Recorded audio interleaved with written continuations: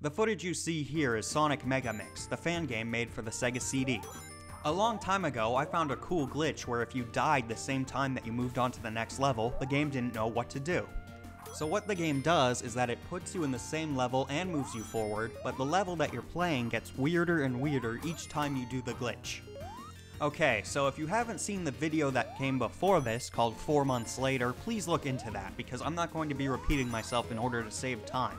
I sent a counter notification on a Saturday, I believe, and then on Monday, the first business day after the fact, I was banned yet again from YouTube. I went to the physical Google headquarters in Mountain View to talk to an actual person, but they just had security show me a phone number that I had already called before. I went to YouTube headquarters, asked them what YTLESC meant, and the person that was guarding the door wouldn't let me in. He said that he doesn't know what it means, and he's not going to search the building looking for who does know what it means if someone actually sent it instead of a robot. So I asked people who were walking by that worked at YouTube what YTLESC meant until a security guard came out of the building and told me that they got a report that somebody was advertising. I told the security guard my story and he told me to go to the Google headquarters in Mountain View and that they may be able to help me. He also gave a bunch of other suggestions that I had already tried before.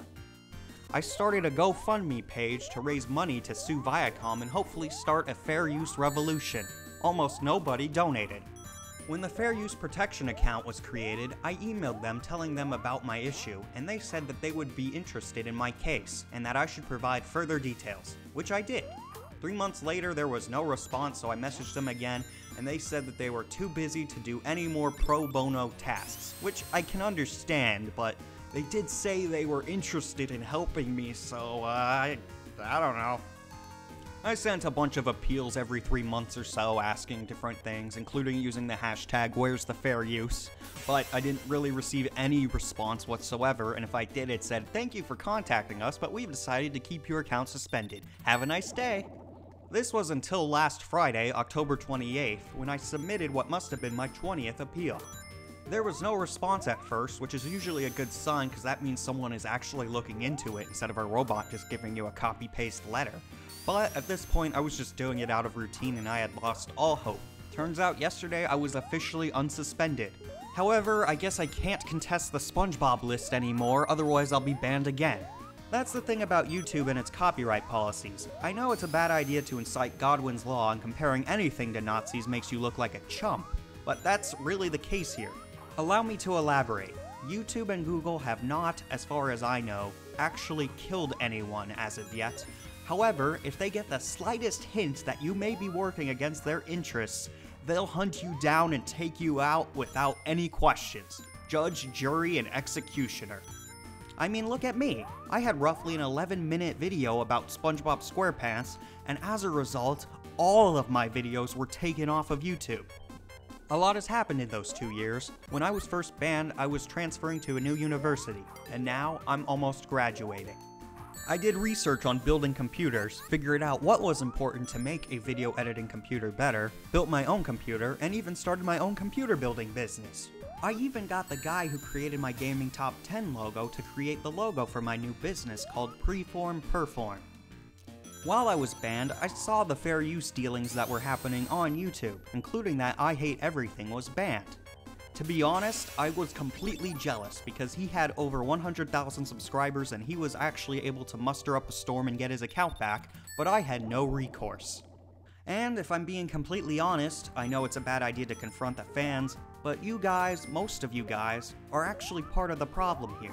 While I was banned from YouTube, I was uploading videos to Dailymotion and Zipcast, and if you weren't looking me up trying to find me, you're part of the reason why YouTube has a quasi-monopoly on the video distribution service, which, in turn, allows them to get away with their draconian system of copyright enforcement.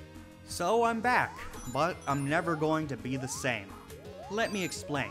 I love doing this. Comments like these are like goddamn opioids to me. However, I now see that there is a bigger picture. It's not just about me and uploading videos.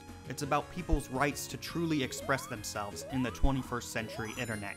The only way that's ever going to happen for sure is if we fight. So here's what I'm going to do.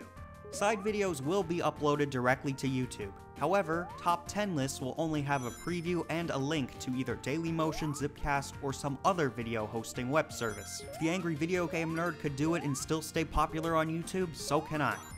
I'll also disable comments on the YouTube preview, so if you actually want to write a comment that I will read, you have to create an account at the other video service website. On the plus side, this will filter out people who do not believe that their comments are important enough to justify going through the efforts of creating an entirely new account. That means if you actually go through the effort, I'm more likely to read it. The video footage is almost over, so I'll wrap things up with 2 more things. First of all, I have a Tumblr, whose link is in the description, where you can see my thoughts, ask me questions, and stay in touch if I ever get banned again. Second, while #Where'sTheFairUse was a valuable tool to help get people aware of the situation on YouTube, it didn't really do anything more than that. I highly doubt I am the only person who was ever banned on YouTube for more than a year due to a false copyright claim. As such, if there's anything I can do for you to help protect fair use on the internet, get in touch with me and I'll see what I can do. Have a great rest of your day.